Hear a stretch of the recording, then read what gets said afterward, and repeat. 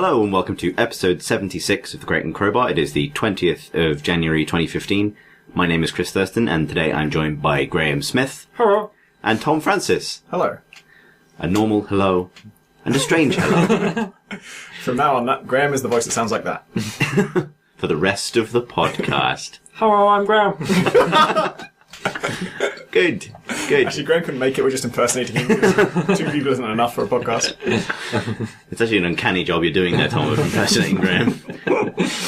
Managing to both do your own laugh and Graham's laugh. Yeah, that was the hard part, was doing a double laugh. Exactly the same time. Now, we decided, like, a minute ago what the news this week was going to be. And in that minute, I have entirely forgotten what it was. It was Sid Meier's Starships. It was Sid Meier's Starships. The announcement of a new Sid Meier game. It has his name on it, as they all do, but this one he's actually involved in some way. Apparently he still does the programming and, you know, actual nitty-gritty design stuff. Yeah, Jake Solomon was saying that, wasn't he? XCOM guy. It looks like Galciv to me. I was going to say Galciv 3, and then I realised I meant just Galciv generally. It seems to be a turn-based civilization building game, but with spaceships in space going between planets. I think it seems to be less civilization building and more... Fleet building? Yeah, designing your own ships, plus adventure, diplomacy. It sounds like pirates in space, or perhaps, what's the other game he's done? Ace Patrol? Maybe Ace Patrol in space. Ace Patrol Space being Patrol. being his World War II dogfighting game. The screenshot I saw had planets, and they had little resource lists next to them, like this one gives you 1 science, and this one gives you X money. So I don't know if that's like... That could be anything really, but... Yeah, because to me I got like a Sid Meier's FTL vibe off it. Like that. Basically, the video they released is a cutscene that links Civ Beyond Earth to this game, which is seemingly set thousands of years later or something. Like Beyond Earth. Yeah. Double Beyond. But the suggestion seems to be humanity setting off from its kind of home in the stars to find other humanity scattered throughout the galaxy, which to me has like an FTL vibe, you know, expeditionary fleet kind of thing, or a Battlestar thing going on. But I don't know. I mean, you said there is a screenshot out, right? Like, There's a couple, I think there's a few, and the one I can't remember the others. The one that about Galciv stuck in my brain because I understand what that is. So I just thought, oh, it's Galciv. From the way it was talked about, I was assuming, maybe I'm wrong, that it didn't have, like, you wouldn't be managing the planets and stuff like that. Maybe you visit them. But it sounded more like it was, you were just roving across this galaxy with your, you know, Battlestar Galactica sheep. Fleet of ships. So it's just a normal space game where you have a Battlestar Galactica ship. This Graham impression's kind of rocky in places, Tom. You need to... Just trying to make him sound like a fool. Yeah, I mean, I'd be down for pirates in space. It sounds more aspirational than that. Like, I know we'd be having, you know, dance mini games and... That would be cool. Yeah, it would be. If it was like Firefly. Yeah, and if like the space diplomacy wasn't just like a pop-up dialogue box, but you had to go dance with the daughters of the governors of these space planets. Yeah. Spaceports. Space planets. Yeah. That is very different to Galciv. Yeah, exactly. So when I did see a screenshot and imagined it as Galciv, I had sort of weird, like, roller coaster of emotions, because I was like, at first I was thinking, oh, cool, it will be like Galciv, but like a bit cleaner and a bit simpler and with less... Galciv has a lot of complication that doesn't really need to be there. Some of it's interesting and some of it's just kind of a hassle. And so I thought, like, oh, a nice kind of clean, more streamlined version, that would be good. And then I thought, oh, but hang on, Beyond Earth was actually sort of meant to be a bit like that, but ended up just being really bland to me. I just didn't get on with it that well. And then I remembered, oh, but this isn't by the same guys as Beyond Earth, it's by Sid Meier this time, like he's actually sort of, I think, creatively in charge of it. And then back to, hang on, what was the last thing Sid Meier did that? That would have been a while ago. And then also, Galciv 3, that's coming out. That's going to be a better version of Galciv 2. But is it? Does Elemental suggest that they've lost their way on that? But that's getting better. But then it's getting better because it's actually under the management of someone else. And so I have no idea what to think about these games. Ace Patrol's good. Yeah, I think... Quite lightweight, but good. Yeah, I think that's... Was that a mobile game? It came to PC later, but it was originally iPad. Whereas I think this Starships is coming to both PC and iPad, I think at the same time. Or at least they haven't suggested that they would be staggered. I was going to ask about that. Sorry, go on. A lot of Sid Meier's stuff is quite lightweight. Like, obviously, Civilization is the complete opposite of lightweight, but everything he's made in the last 6-7 years. Like, I can't even think about what he was. I guess Pirates was maybe, or yeah, probably Pirates was the last big expansive game he made, and then he remade Railroads, and then since then it's been like Civ, Facebook spin-offs, and Ace Patrol, and like really tightly, nicely designed things, but often that they just kind of they don't unfurl in the way that Civilization does. You know, you can kind of play them for a week and feel like you're done with them. There's a significant amount of board game designer to like Sid Meier, like, and I think maybe there's a degree to which his more recent things could be board games, whereas Civ is so complicated. It's you need the computer to pick up the slack. It looks like a board game, but the idea is that the fact that it's a computer game allows it to do things that only the most complicated, tedious board game would be able to do. Why do you think so many big name game designers end up going in a kind of, or seem to trend towards simpler, more mainstream games, kind of going for the biggest audience, and loads of them going to free to play? Like, obviously, Full Frog guy, flying Peter my blank Molyneux? on him. Yeah, hardest name to forget. And didn't like Brian Reynolds join the other Zynga. Yeah. I'm blanking on all names. This is going to be a terrible list of names. Chris Taylor was massively into free to play for a while. And Still it seems is. to He be works like, at Wargaming, helping them on mobile releases of World of Tanks games. it didn't sort of pan out that well when his big free-to-play push. But yeah, it seems to be the thing to do once you make your name in hardcore games is to go into more mainstream stuff. Do you think that's just because they want a bigger audience, or are they all getting old and they don't have time to play the old stuff? I mean, maybe that's the way you own an entire project now. Like maybe if it has to be small enough for you to be able to. Yeah, maybe Civ is a rare exception where it does seem to get handed from like lead designer to lead designer. But I guess if you want to picture a big project now, you have to give up a certain amount of creative control over it, unless you're in sort of extraordinary circumstances. Whereas if you have a vision for something and you want to see it through entirely yourself, then what you do is you pitch, something relatively simple and then just do that well. I don't know. Maybe once you've been to that mill once, you don't want to go through it again. I think if I was their age, these people are in their 50s, some of them approaching or in their 60s. If I was that age, I probably wouldn't want to keep making games played predominantly by 14 to 30-year-old men. I'd probably look around and go, all my 50-year-old friends, including all my female friends, are playing these Facebook games that look an awful lot like things I made 25 years ago. Yeah. You probably think, that's an interesting kind of challenge, and try and... I think it would be challenging and interesting to do that, even though I think they're wrong. I was going to ask, was anybody put off by the fact that it was jointly announced for PC and iOS? Because before we started recording, I was talking to Tom about this, but I've been playing XCOM. I got an iPad recently. I've been playing XCOM on the iPad, and this is me getting now kind of surprised by technology, old enough to be surprised when technology does something I don't expect.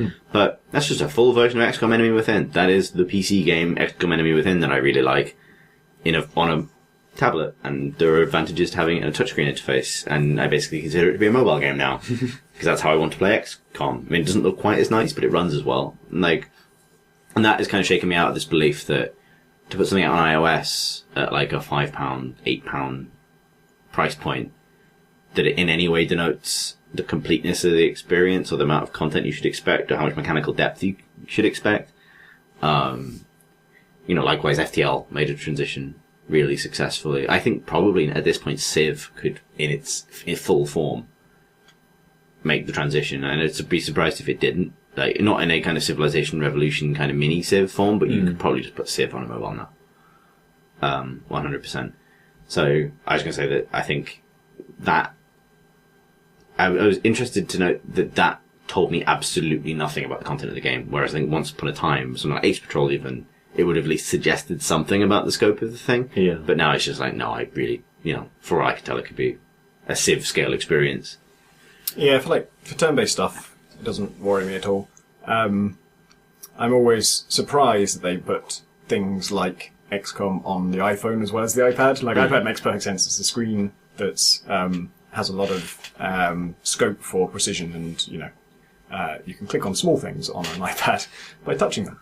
But an iPhone is like totally different. It's just fucking impossible to control anything if you have stupid fat fingers like mine.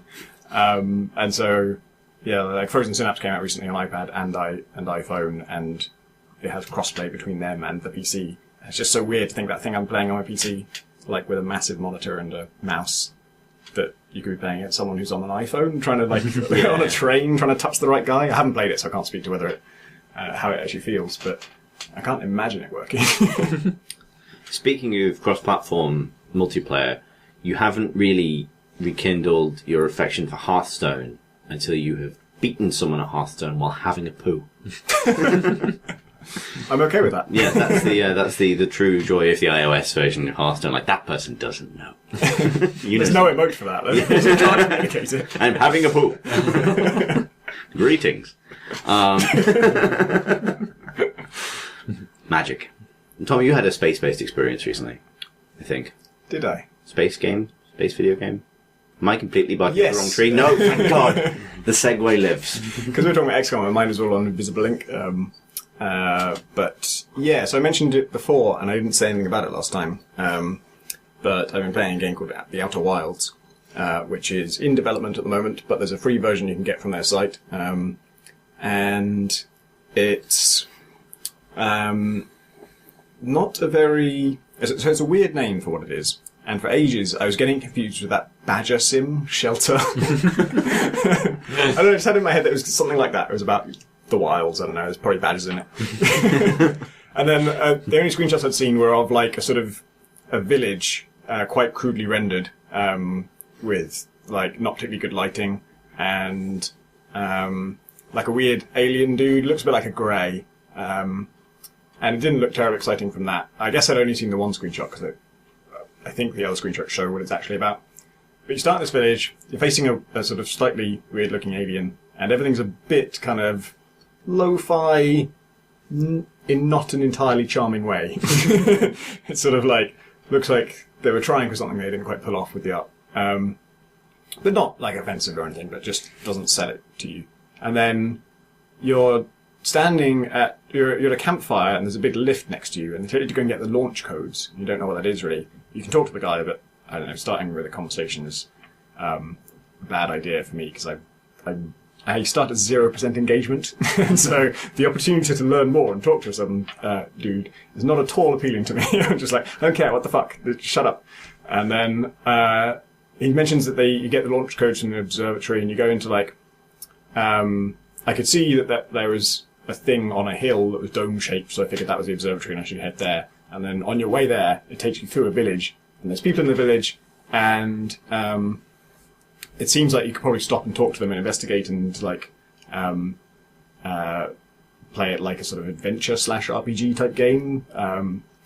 And then when you get to the observatory, there's kind of a museum in it. I just blundered past everybody, didn't talk to anybody. Went up the hill to the observatory, went into like a museum-y place, and there's loads of like exhibits and sort of, I guess it's like maybe a science museum, that would make sense. And I think there are some interactive exhibits. There are ones that give you like sort of simulated experiences and loads to read and stuff, and I skipped it all. And then we talked to some guy he had the launch code, so I just like skipped through all his conversation, got the launch codes and went back. Turns out this is the best thing to do what I did. Apparently all that stuff is quite fascinating, but it's like, until you've actually played what the game really is, there's no reason to care about it, particularly because it doesn't look that nice, and it just kind of, you don't know why you're there or what you're doing. I guess you could claim that the reason I didn't know why I was there or what I was doing is because I ignored everybody and skipped all the dialogue. But for me, that kind of like... in Tom, sorry. Oh, first person. Vows. And yeah, so for me, like, finding out more about this stuff through reading and talking to people is not at all interesting. So anyway, I just sped through it all and got launch codes, and then got back to the wooden elevator that you go up into. And then you get into it, like, there's a ship on the landing pad. You get into it by like a sort of grav shaft from the bottom, so you stand underneath a hole, and then you can jump and you levitate up into it. And then inside, you can still move around freely, and there's a pilot seat and a suit you can put on, and a computer to log into, and some like instructions to read. And then you have to play it with a 360 pad, and you once you're in the pilot seat, then you can take off, and once you take off, you go into space and it's all completely seamless. Like that little village is on a rocky little planet, and as you ascend and look down on it, you can see it's just in this one little crater on this otherwise barren world. And then you're just zooming away until it like blinks out of existence, and there are other planets, and you fly around basically a solar system in which every planet is like incredibly different. So one's made out of vines, and one's like a sort of twin system where they're joined by a big metal pole, and one's a comet that's actually moving around the solar system, and there's the sun, and there's some other like weird places, and each one of those, when you go to it, has something to kind of investigate and something to discover about it. And all the while, you're like, there's no kind of landing cutscene or anything. It's all completely consistent. You're just in this ship, and if you want to land on something, you need to fly up to it, match speed with it, rotate, lower yourself down until your ship's feet touch it, and then choose when you get out. And again, when you get out, you're just walking around freely around your ship, and you can drop out of the grav shaft anytime you like. If you get damaged, whether you're in space or you're on the land, or anywhere else, then you have to get out of your ship and use your jetpack to get around to the damaged part of your ship, and then use like a blowtorch to repair the damaged thing, which feels amazing. And you can also, when you're on foot, so you have a jetpack that you can use that basically works much like your ship's thrusters, so it's like you have some of the ship control as well. If you land on a surface, you can walk around on it, as long as it has gravity. And you can also fire a probe. You can do this whether you're in your ship or on foot, and it fires basically a little camera that, as it's going out, there's a button you can press to take a photo with it. And that comes up as like a picture-in-picture display. So you're going around space and you're landing on these weird planets that some of them are really hostile, some of them have weird creatures in them. And some of them have like spatial anomalies and that kind of stuff. And so you're often encountering things that are really... You don't know what they do, and they look like they probably do something bad. And so the ability to just shoot something into there, like just shoot a camera into that massive tornado, see what happens to the camera, is fantastic. And because I don't know why it's done like this. It might be a performance thing, or it might be a design thing. But you don't get a real-time feed from your camera. You just choose when to take a photo. And you can take as many as you like, so you can spam it to get like a sort of stuttering, semi-real-time feed. But that works really well. Like, it has a sort of like built-in comedy to it when you fire a camera into a tornado and you take one photo and it's like looking at the tornado, take the next one and it's just looking at space. Or you like send it out and it gets flies near like a sort of hostile looking creature and you get to see snapshots of its life as it goes up to that. And you can just, like when you're standing on a planet, just fire a camera up into space and use its rear view camera to look back down on you and see yourself as it like blinks away into the distance. And so basically, it's a little No Man's Sky. And it already exists and it's free and you can play it now. That camera thing sounds awesome. I used to live in a house with some other games journalists, and we had a cat that we got, a cat camera, where we bought it online, and it was like a little container with a tiny little digital camera inside it that you could wear around his neck, and it would take periodic photos. So you'd go out and explore, and you'd come back and we'd get the camera and look at the photos. And this worked once. And we got the camera back, and it was great, because it was like, he was off meeting other cats, he was looking at hot air balloons above Bath, it was grand, he was having this like little adventure all on his own. And then the next time we sent him out with it, he came back and the container was just open and the camera was gone. And then the cat nicked his camera. Yeah, or he just ditched it, because he didn't want us spying on what it was he was up to. But I really like that. Maybe he saw a murder. Like, track him down and take it. There was a whole crime sequence. It was like a spectacular thriller, and you missed it all because the camera was stolen. I really love that idea in video games, though. Like, it's strange that more don't do it. Now that we have render engines that can do picture-in-picture, I want to fire cameras around Minecraft and see what's Mauser. That'd be a cool mechanic in Elite for exploration, actually. Something like that for like exploring anomalies remotely. Because there's something about, I guess, getting that sort of like, in some way disrupted feed of something that makes it more impactful. It's black and white as well in Outer Wilds, which is cool. Makes it more evocative than it necessarily would be if you were just like sticking your character in there and seeing what happened. Yeah, and it's like, it's good because it gives you a way to test something without killing yourself. And also, it tempts you to kind of do it yourself afterwards. So like after you've done it, the probe I don't know, sometimes it loses its signal. It's never really clear what's happened to it, whether it was, ripped apart or whether it just went out of range. But I fired one into a tornado on a planet, and like I say, it got shot up into space, and I saw it, like, each stage of it getting, like, swirled up and then shooting out into blackness. And then after it died, I was like, well, that was a good series of black and white photos of that, but what did you really like? Flew my ship into it and got myself shot into space. I was like, whoa, this is cool. I knew exactly what would happen. That camera was right. That's right. I apologise, incidentally, John, listening for this to the iOS notification sound that occurred during Tom's description of Outer Wilds. The iPad in question has been punished. The Outer Wilds has just been nominated for IGF awards. Is that right? No, they haven't. We don't know. Oh no, wait. Sorry, yeah, it is a finalist. Yeah, so the winners haven't been announced, but the finalists have. Mm. That's cool. I was a juror on that, and I voted for it. Huh. So it's you. It's all me. I'm actually the only juror, so pretty much what I say goes. I'm trying to think of games that do have cool mini cameras in. Pokemon Snap. Terra Nova. Terra Nova, a game I periodically get to go on about on this podcast.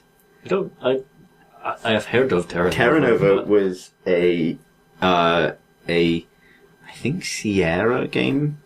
I think it was Sierra from like the 90s. I've forgotten who developed it, but it had a lot of Star Siege to it. Like I found it in a bargain bin in Liverpool when I was 10. And I've never seen a copy of it anywhere else, and it's never been on Good Old Games, and it's never been on anywhere else.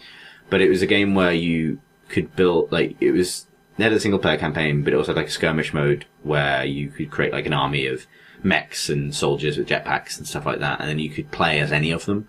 So it was like a proper joint arms game. Like you could adopt first person control of any unit on the battlefield, and there was lots of custom classes. And the two things I remember most about it that I don't understand why they haven't become part of every game ever. One was you could throw a camera robot that you could control with a picture-in-picture view. So you could switch over to controlling the camera robot and fly that around. The second was it had remote detonated C4 and explosives, like every good shooter should, but the fuses were color-coded. So you would, when you planted the explosives, you would choose whether it was on like the blue switch or the red switch or the brown switch or the green switch, which allowed you to put them in batches. And so you create these plans which involved detonating like the blue explosives and the brown explosives and the red explosives. Terra Nova. I think in Far Cry 4, when you play C4, when you detonate it, it detonates in chronological order. So the first click detonates the oldest one, and then the next one click detonates the next one, so you can kind of do series in that way. One other note about Outer Wilds in the IGF, it was great that it got, I think it certainly got nominated for Grand Prize and Design. And it was really cool because it was an example of a game that I and most of the people who were discussing it had never heard of it before the IGF. I still don't know who makes it. I know nothing about it except that it was just in the IGF, and people played it and discovered it through that. And as the kind of discussion went on, just like everyone who played it was like, fucking hell, everyone's got to play this. This is incredible. And so it's getting like now really big recognition from that. And, could easily win the whole thing.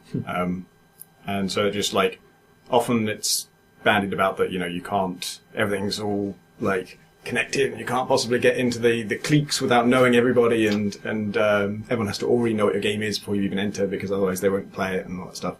But actually, no, it can happen with just like, the game's really fucking amazing and it can be just discovered from scratch. I've had it open in a browser tab for about 4 months. I never clicked it down. I just look at the screenshot, and there's not much description of the game, and I just kind of stroke my brow slightly, dabble with something else. So, I've been doing that for months. I mean, yeah, so I did discover it, but probably only because I was involved in the jurying process, which is different to the judging process, where you're just like, there are hundreds of judges, and so if you don't play your games, no one really notices. And I wasn't assigned it as a judge. And I had to be told that it was great like about 5 times before I actually played it. And so that's why, last time I mentioned it, I think I said just play it without hearing anything about it. And then this time I'm thinking like, well, to be honest, that's what I was told 5 times, and I didn't do it. Because I didn't know what it was, and it sounded like some Badger game. I assume this is a Badger game, and therefore, in my role as a judge, will not consider it. Denied. So that's the second tip. Don't make your game sound like a Badger game.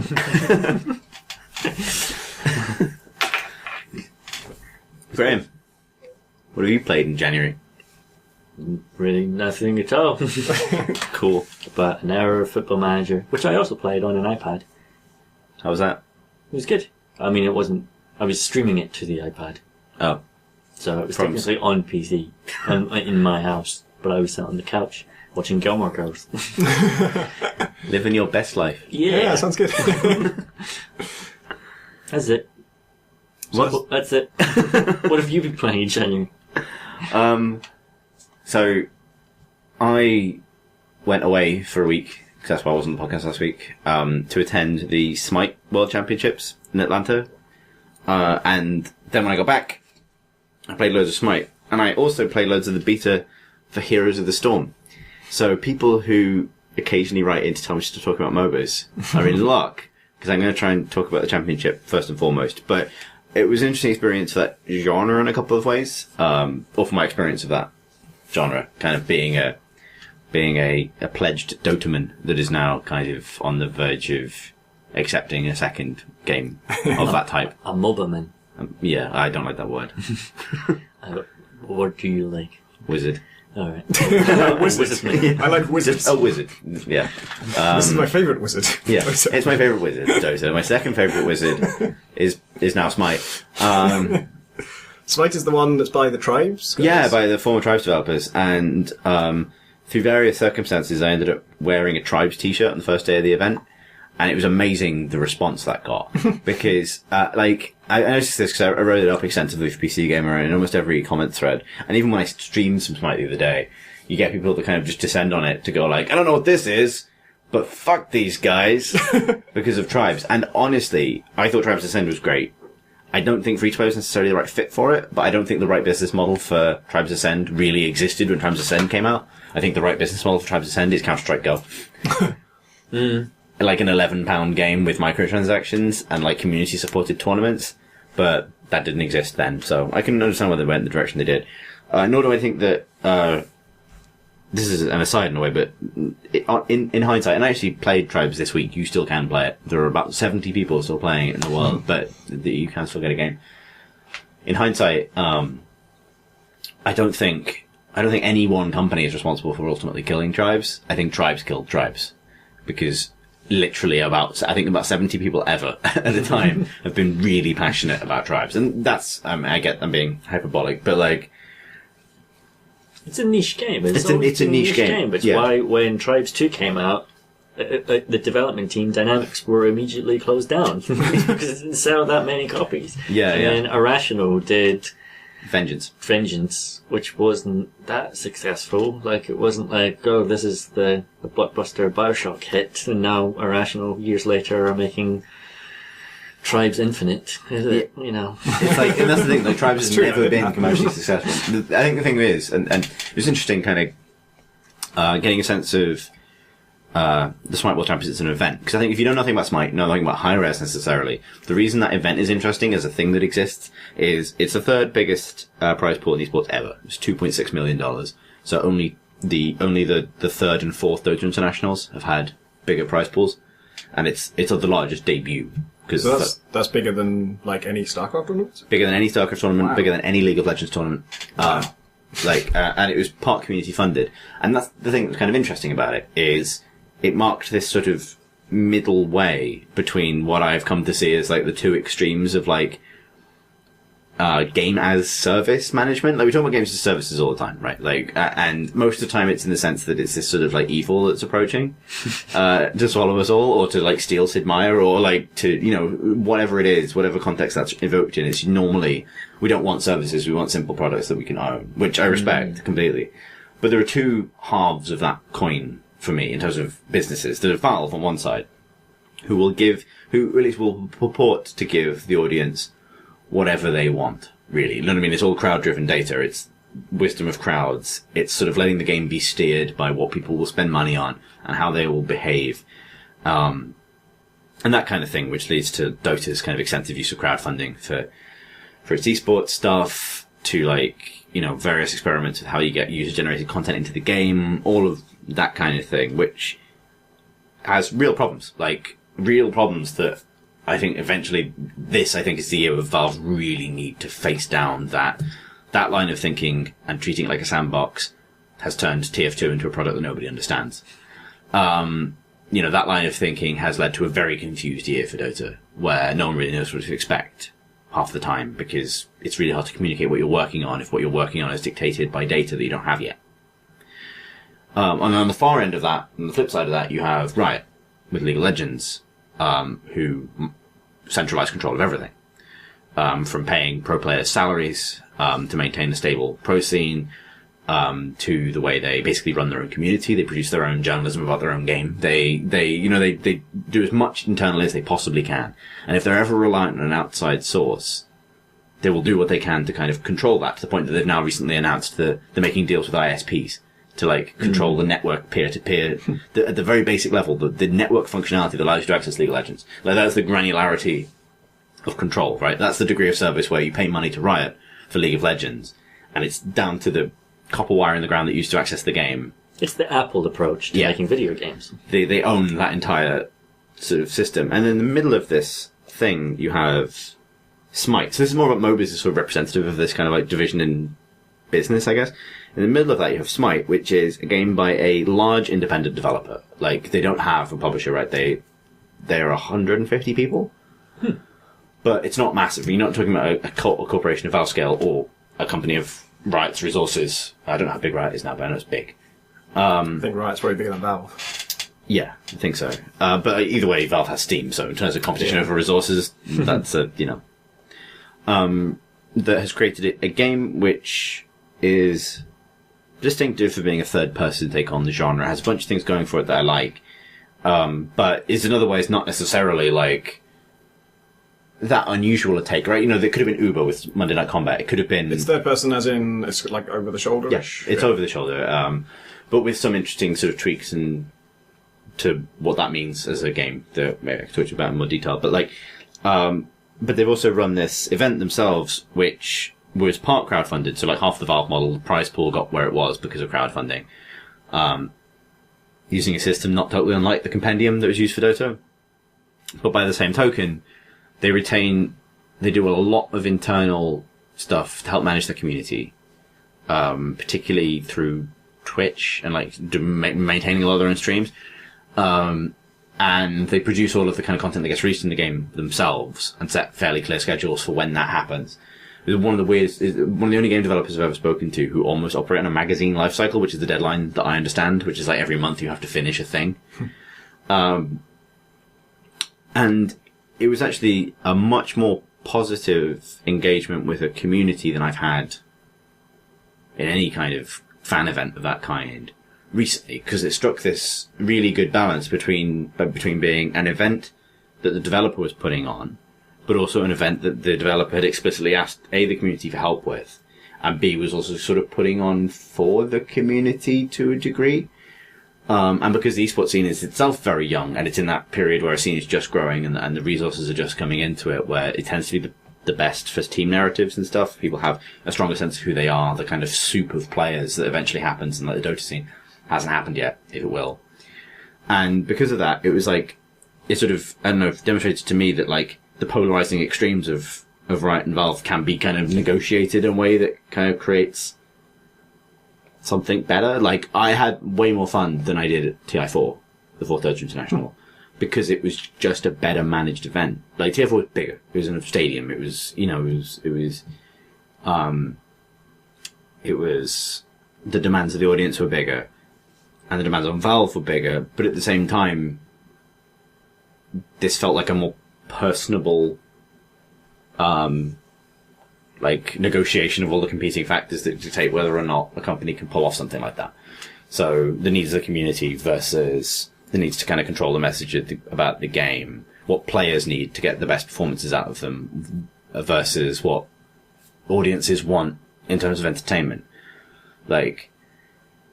I'd like to see more and I think the game deserves to have its profile rise from here, and I'll be interested if it did, because I'm pretty sure its Twitch numbers weren't anywhere near what LoL or Dota would do in a comparable event, and I'd be interested to see if this translates in terms of growing momentum, if the world has space for another game like this. But I was dead impressed by it. It was such a good time, and the narratives that came from it were so good. Like, the team that came second were a group of amateurs like 4 months ago.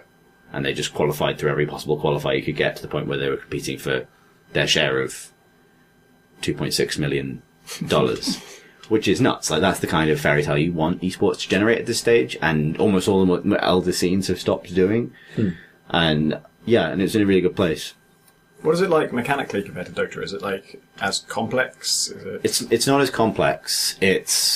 I've played a lot of this since I got back, and so interesting about Smite is it's third person, and there's lots of different modes. One thing it does that Dota doesn't is give you multiple ways to play, so it's just like a fighting mode if you just want to go fight people, not without, worrying about map strategy and stuff. There's a 3-lane mode, which I think probably has more in common with LoL than it does in Dota in some ways, but in terms of some mechanics like last hitting and stuff. But the thing that makes it the most different is the perspective. And so it's weird. It's third person, but its aiming is locked to a horizontal plane. So you can't aim up and down. Aiming is always horizontal. And they said they made this decision because it helps to kind of create this idea that you need a certain degree to which players are locked into the lanes and kind of angled lines of sight that the game dictates, because that's kind of how strategy emerges. So they kind of restrict you to this horizontal plane, but it uses the vertical dimension extensively for like movement. So like characters can leap, or like Thor can fly up in the air and like come back down somewhere else to do damage. There's lots of moves that take players up into the air for a while, and so it uses that dimension in a way that other games can't. But the other thing it does, which creates a lot of complexity to a degree, where it loses Dota's item complexity to a substantial degree, and sort of it's not as punishing in terms of metagame stuff, but you can sneak up on people, which you can't do in an isometric game. It just does not work, right? You have line of sight when you have fog of war, but unless a character is literally invisible, like you have a power that makes you not show up on someone's screen, you can't just be behind someone and they not notice in an isometric game. Whereas in Smite, you totally can. And something I'm finding as I kind of crawl my way up its skill bracket is, if people are good if they are aware of what's happening behind them. Like, the moment where it all clicked for me and I was like, I'm going to play a lot of this now, was, there are 2 map objectives that are the equivalent of Roshan in Dota. There's sort of like a big neutral monster that you can kill for a bonus for your entire team. One of them is called the Gold Fury, and it's a gold monster that you kill and everyone gets gold.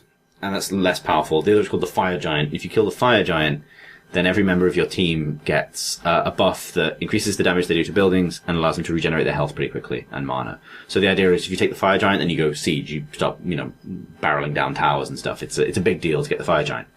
There's another mechanic in the game where there's an item. So the way it works is you can buy up 6 passive items, 2 active items, and 2 consumables. So your inventory's 10 things total. But unlike Dota, where you can have mixes of active, passive, and consumable, and it all uses the same inventory, the inventory's subdivided, which makes it a lot easier to pass. Because it's like, I have space for an active item. What am I going to do with these slots? One of the active items that you pick up on a support, initially is just like a kind of item that you activate to nuke neutral monsters or creeps or pets and stuff. It just does damage to NPCs, basically. But if you upgrade it down the right path, it eventually gains the ability to execute the Fire Giant or the Gold Fury when they're under a certain percentage of their health.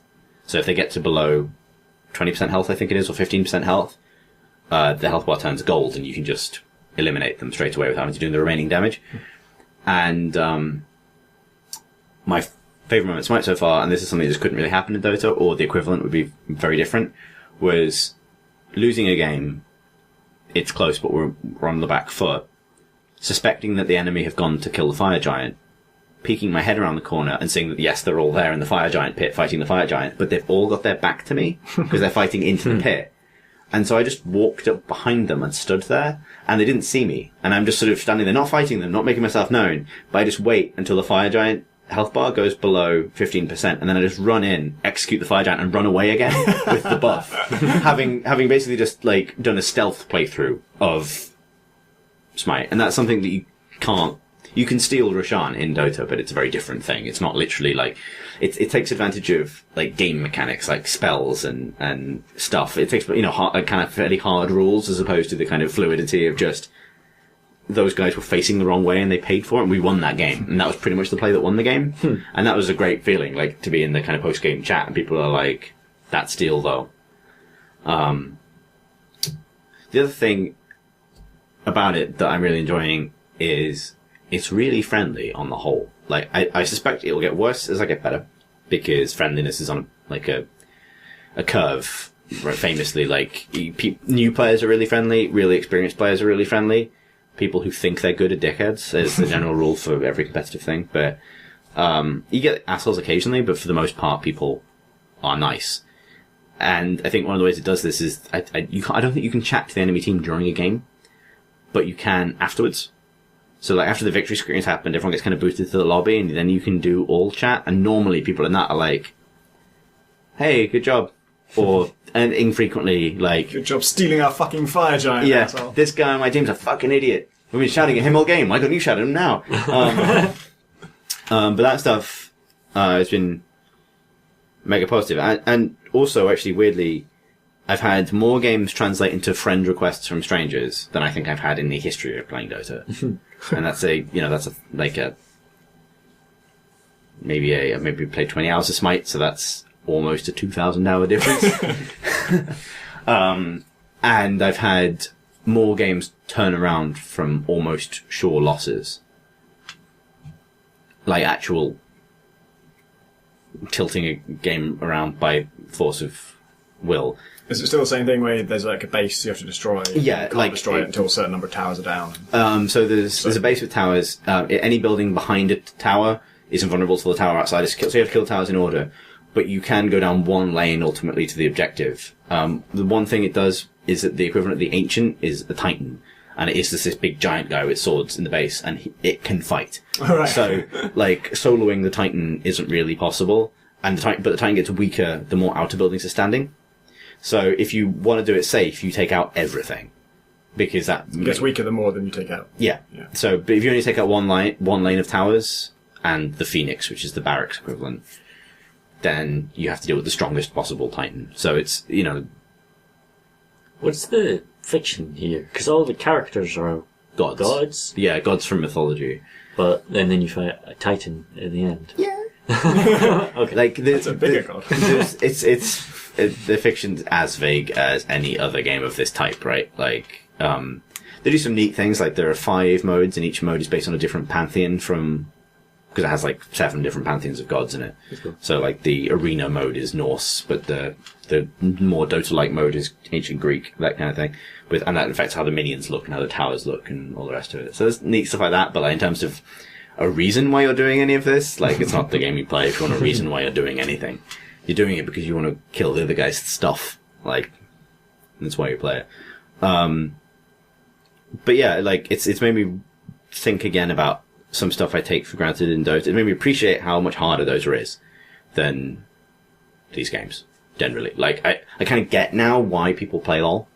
Or why heroes might be good, because it's like, this is so much friendlier. Like, I get this whenever I play any competitive game now, but like, this is not horrible a lot of the time. I found it, so I watched a bit of, it might have been the final, I can't remember if I watched all of it, I certainly didn't see the start. But, yeah, just tuning in to see how much sense it would make to a total new, because like I watched, we talked before about the international, and I talked about me watching that and trying to understand it, and succeeding to a small extent and failing to a large extent. But that was Dota where I'd played Dota, for like 45 minutes, and this is something I've only heard the name. I've never even seen a screenshot, I don't think, before I watched a match, and I found it much nicer to watch than Dota, in that I still didn't know what was going on, because you're never really going to if you literally don't know a single thing about the game. But it seemed just visually clearer. It seemed like the lanes were really big and wide and quite visually plain. Whereas Dota, it does do some clever stuff with art style where, the background is pastely and doesn't have too much high contrast. But I still find it quite visually noisy. When lots of stuff is going on, it's just lots of stuff. I don't even know which bit I'm supposed to be looking at. Whereas a Smite, I felt like, I still don't know what happened in that fight, but if you told me what the blue thing was, I would know what happened in that fight. Yeah. I saw the big blue thing, and that seemed really important, and the other things didn't seem so important. So the other thing is Smite is spectated from an isometric perspective, but played from a third person perspective, which is kind of interesting when you start to watch it, because you're like, that's not what the players are saying. Like, if someone sneaks up on somebody else, you might, why is that guy not reacting? There's a guy right behind him, but, you know, they can't see that. That makes more sense. Like, Yeah. other than to people who play video games a lot, that makes more sense, because That's how all sport is done, I guess. Yes. Hey, football man, why can't you see that person behind you? What's wrong with you? Yeah, games are weird. But like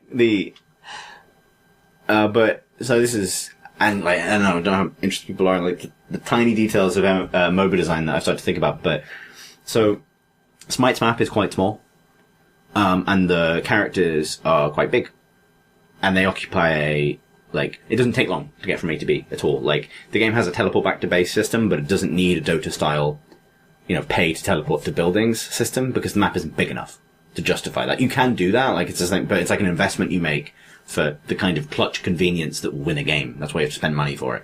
It's not like Dota where it's just a fact of life necessity that you need to be able to move around the map faster than you normally can because it's huge. And that pays off, I think, in terms of a more friendly spectator experience. That's more action from the beginning of the game. You use more of the map more of the time.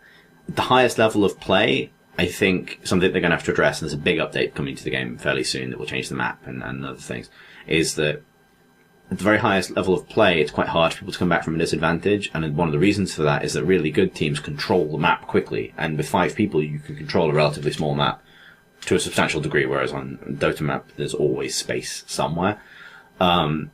This makes an interesting comparison, and maybe I'll talk about the game in more detail at a different time, but like with Heroes of the Storm, because Heroes of the Storm also has very small maps, and also has very large characters relative to the side of the screen, but it's an isometric game. And as a result, whenever I go back to playing Heroes after having played Dota, it feels almost unnervingly claustrophobic, because it's so far zoomed in that it feels like the resolution's broken. Like, I expect to be able to see so much more of an isometric view of the game, like an RTS style view where my character is actually pretty small, than of this kind of like massively kind of truncated thing. And I don't think it entirely works for Heroes. I think often there's stuff you feel like you should be able to see that you can't, but your vision's limited because the maps are small, because they want the games to be quick. The exact same design principle, small maps, faster game, more action, works so much better in a third-person game because you're less aware of how much you can't see, and your camera isn't just pointing at the ground. They can do things with the horizon that you can't do in other games, because there is no horizon in Dota. That's what I mean when I say you can do things with the vertical element as well. That is really cool. And then I think the other thing that makes it more dramatic for spectators is that it's possible to miss everything. Like right-click, regular auto attacks are still aimed.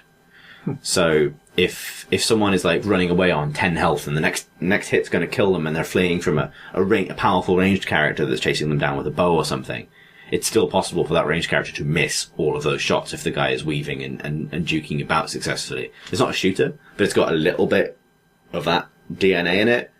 And I mean, that DNA is why Tribes should have worked as a competitive spectator game, right? Like the thrill of watching someone almost miss a clutch shot as they run away or claim an objective or something.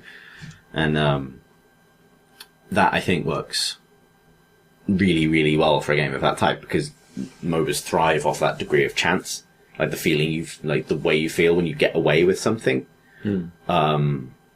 Whereas in like a game like Dota, ultimately they have right-clicked you and their character will continue to chase and perfectly aim at you unless there's a modifier in play, an evasion statistic, or a miss chance. There's something else that could create a different outcome. It's the same outcome, but it's like, it's interesting when it emerges from player skill or not, or like the little sort of mushy fluid things of like, did they even see that guy?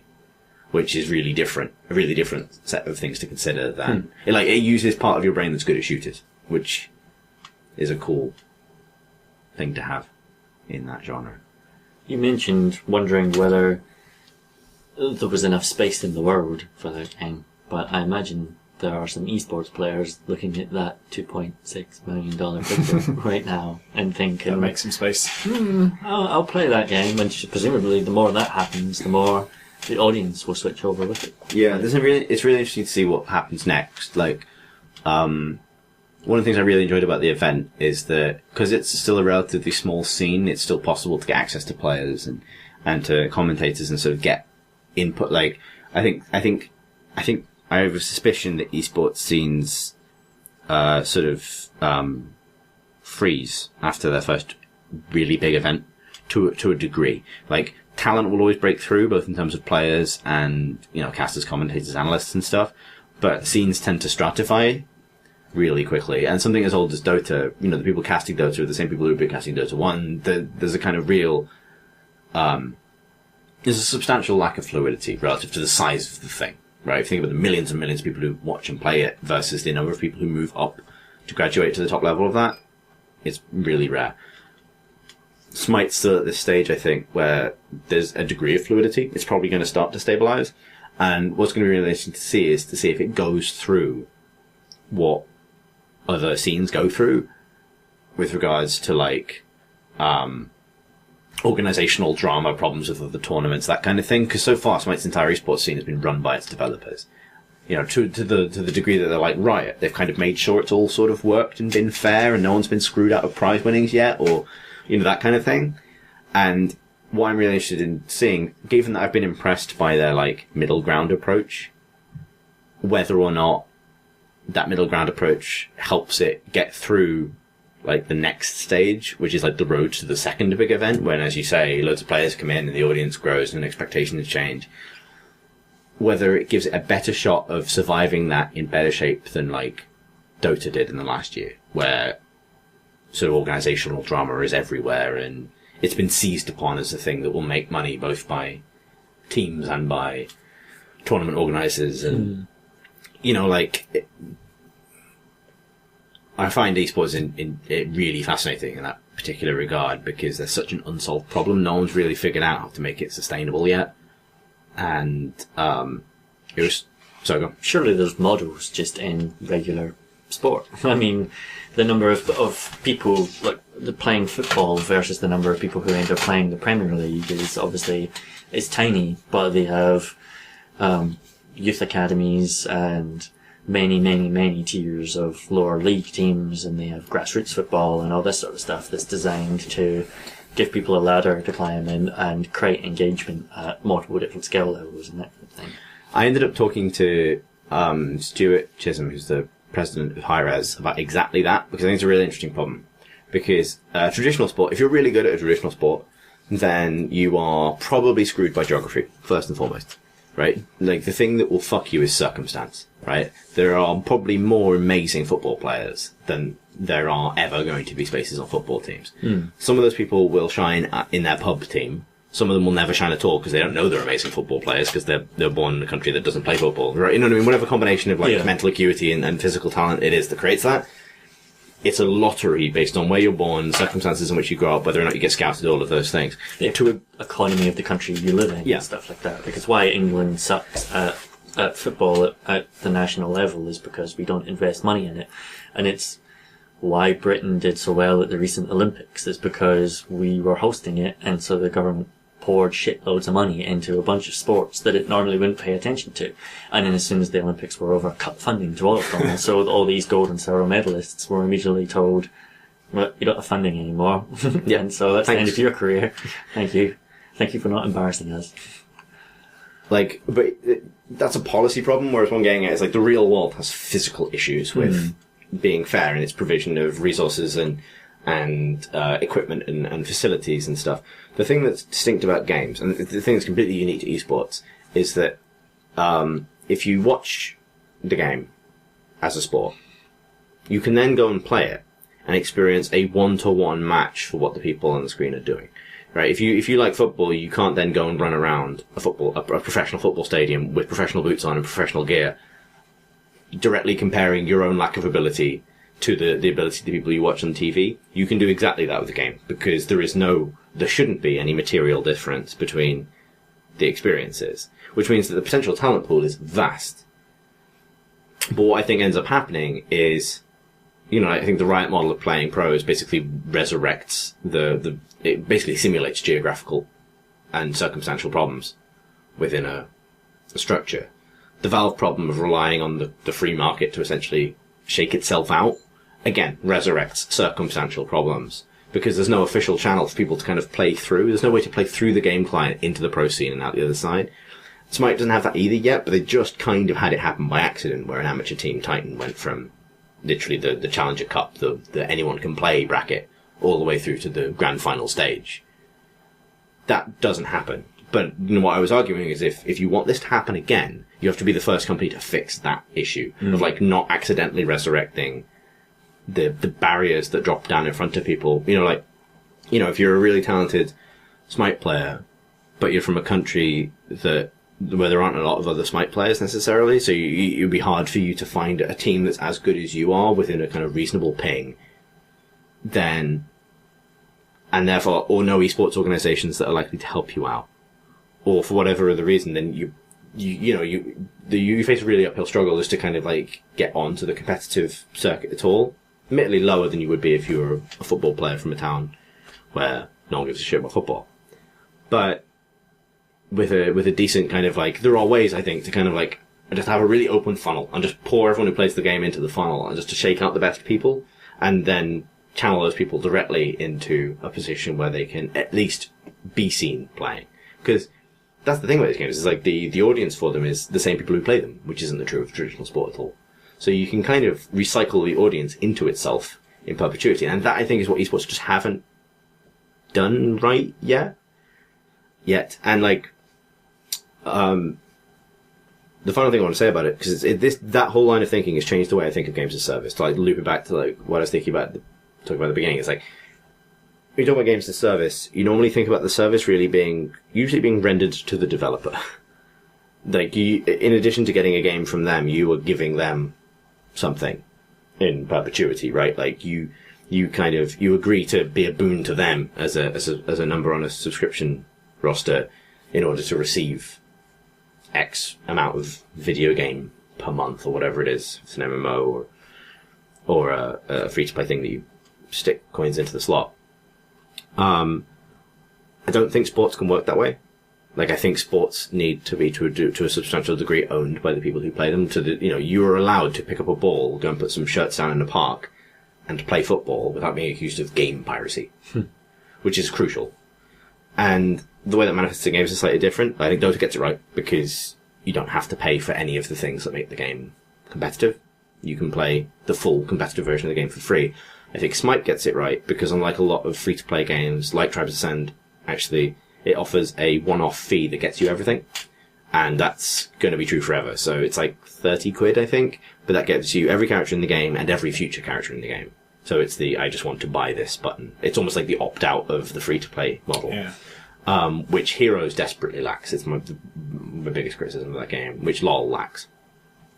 And that, I think, is the way that the kind of the games as service thing justifies itself, by giving you the ability to just sort of own enough that kind of determine your own engagement with the competitive side of it. You democratize the competitive side of the game. You take away the notion that if you want to be competitive, you pay forever. Defang the competitive side of the game. Sorry, defang the servicey nature of it, and it becomes something that the community kind of owns and then subsequently generate for itself. Sort of an unfinished thought, but something I've... Do you want to get that? The doorbell just rang, so we should take a break. But to finish, I think what we'll find is there are two types of games as service. There are games as services which are subscription entertainment services that essentially you're getting as much out of it as the developer are, and there are games as service in pursuit of becoming something like a sport, where the notion is that the player base should always be getting more out of it than the developers, but also generating more than the developers over time. End thesis. Shall we do questions from questions? Yes. You sound unsure. Oh, no, I'm perfectly. I'm down. I'm down. But are you down, Graham? As you scroll through the questions. Putting my phone into airplane safe mode. Andrew writes, "Dear Fateful Faux Pas, before the holidays I enjoyed the rather wonderful CNC episode 70. Specifically, the question about hats that led to a discussion about periods." Yep, it sounds like us. From this, I thought that the point about Assassin's Creed often giving you inappropriate clothing was interesting, and I was reminded of the intimacy sections in Dragon Age Origins.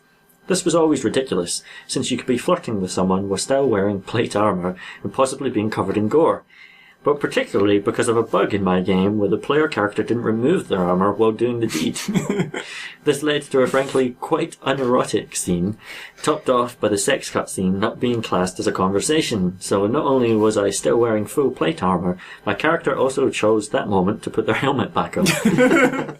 Also regarding Assassin's Creed and stealing outfits, you might remember that killing people and stealing their clothes was a prominent mechanic in Commandos, the, especially now, hard-as-nails Nazi knifing and crawling simulator. My favourite part of this question, however, was when you got into doing your makeup in RPGs. I think that this could be a viable mechanic in a traditional kind of D&D system, where one possible class would be a high society type, and instead of equipping armour for combat, you would equip flashy clothes and do your hair for Civilisation. I was thinking about how this would work around combat, and I think it could work around a system where you use different sets of armour for different purposes. In combat, you could change to wearing leather armour and be a charismatic type of rogue, while in society, your warrior could change to wearing chainmail under a tunic to look less like the maniac at the party. Do you know of any games that utilise a system like this? And if not, do you think that this would solve this particular disconnect between fantasy and reality? P.S. Pip is an excellent participant, and a very Pip problem should be a regular section of the podcast. Hurrah for dissonance! Andrew. A very Pip problem is a regular segment in Pip's life. I like this question. It's a good story about the Dragon Age bug. Yeah. I've heard it, like, you're already in armour when flirting and, like, in the love scene, and then when you go to actually making love, put your helmet on. It's a combat situation. You can't take this seriously. Hang on, Morrigan, I'm fetching my sex helmet. I really like the idea as well of, like, conversational stealth. You know, like a lot of games use the metaphor of combat for different types of conversation trees and that kind of thing, but dressing up a certain way, not just to fool people into, you know, not noticing you because they think you're a guard or whatever, but to treat you differently in conversations. That could be a cool thing to tie together mechanics. Desperately want the RPG where, like, the practicality of equipment is considered.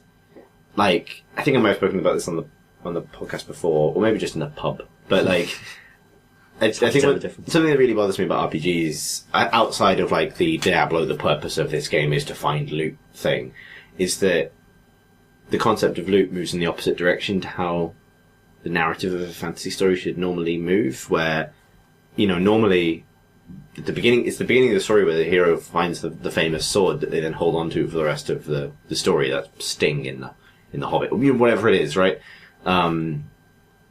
Like, normally equipment kind of gains meaning over time as people have experiences with it, or something becomes precious. Whereas in games, it tends to be that equipment is ephemeral, like you find new stuff immediately, and armor can be switched on or off based on what the scene needs. So, if your characters attend a ball, which happens in, actually, Inquisition's a really good example of this. There is a scene, without spoiling anything, where the Inquisition attends a masked ball, and for the purposes of that event that are social, all the members of the Inquisition are in, like, a uniform. Like, they wear the same clothes, but they're in, like, a kind of, you know, dress clothes for the purpose of the ball.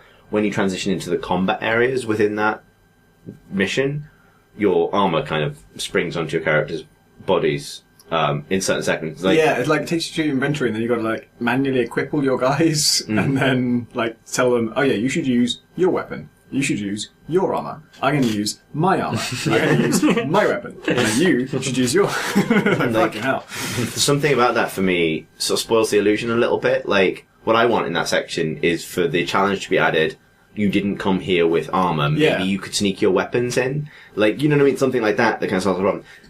Weirdly, the one that got that right was Mass Effect 2's Kasumi DLC, where at the beginning, Shepard and Kasumi, the new companion, attend a ball, and Shepard's in a dress or a tuxedo, and Kasumi's there kind of incognito, and you give the gift of this massive statue of Saren, the baddie from the first game. You're trying to break into this guy's vault, basically. The ball is a cover for a heist you're going to do. And then when you get the statue, because it gets delivered to the vault, it's kind of your way in. And when Shepard himself or herself gets to the vault, he like runs over and opens the base of the statue, and a shelf comes out that has your weapons and armor. Like actually uses the right models for your weapons. Trojan Saran trick. Yeah, but at least the game explains how that happens, and then it does like a time passing cut to establish that the armor doesn't miraculously appear. You know what I mean? It's not just like a bite, like that it actually has physical presence in the world. And from that point, you're not allowed back into the party because you're now like you now at that point. That's the point where you commit to like you've changed, into your gear. And Morrowind did have some NPC reactions to what you're wearing. So if you're wearing, just wearing a full set of iron armour was not considered good clothes for society. They were considered sort of low class, and so people were a bit derisive of you. But if you wore like a fancy, puffy shirt, they would like compliment you on your clothes and stuff. And if you're wearing nothing at all, then they all had special lines for that. And obviously, it's like Imperial occupied Morrowind, so most of the guards are Imperial guards. And the Imperial Guard reaction to you being naked was, they had a bunch of them, but one of them was, "Oh, spare me." And I remember hearing that a lot, so I must have spent a lot of time naked in Morrowind. But I think they kind of chickened out of it a bit, like if you had really good armour, then that was treated as fancy clothes, so people respected you for it. And I can't remember whether it actually changed their disposition bars. I guess I probably wouldn't even have noticed, because it's not that important in most cases. But yeah, I like the idea of tailoring what you're wearing for appearance's sake. I sort of role-played it a bit in Morrowind, because I had lots of characters, but one of them was a Khajiit assassin who, because she was just about pure stealth, she was amazing at stealth, and her only weapon was, the only thing she was good at was daggers, and she's only really good at them. She got backstab, so you had to stealth for that. But also she was, I can't remember why exactly, I think it must have been the missions I was doing, but I was sticking around Vivek, which is the capital city. It's made of these big floating cantons. They're like kind of pyramids with different tiers of markets and stuff on them. And it's policed by the Ordinators, who are those guys aren't Imperials, they are like tribal, sort of respected religious guards who are like high up in their society and just fucking hate everybody. They literally just call you scum to your face, no matter what you're wearing. So it's like a high security environment, and so it wasn't necessary, but the way I kitted out my character, because she had no armor bonuses anyway, she didn't need any armor. She just wore a robe. That was her only thing she had equipped at all. And her only other possession was a belt. And when she put on the belt, you can imbue different bits of armor with any spell effects you know. So any spells that you have knowledge of, you can add them to an item. And you can make it something where, like, add a fireball to a sword, so that when you have that sword equipped, you can choose to cast a fireball. But also any of those effects you can make into, you can choose how it's applied, and one of them is constant effect. And that's the most powerful thing, obviously. If you have constant effect heal, that means you're literally regenerating health all the time. And so it's very expensive to do that. And also one of the schools is conjuration, and you can conjure like allies, demons and stuff to work for you. But you can also conjure equipment, which is true, I think, even in Skyrim. It's like an Elder Scrolls staple. And so the thing you conjure is like the best bow in the world, or the best dagger in the world, or the best sword in the world. So I had a belt that would have a constant effect of summon dagger, and it's this like twisted, like gnarled, spiky Daedric dagger that's fucking badass, and it only appears when I put the belt on, and when I have the belt off, all I have in my inventory is a belt. So for security purposes, I'm completely innocent. I have nothing suspicious on me whatsoever. I get through metal detectors if they had any. And then when I want to actually kill someone, that's when I put on the belt, dagger appears on my hand, kill them, and then take the belt off again, and there's no evidence.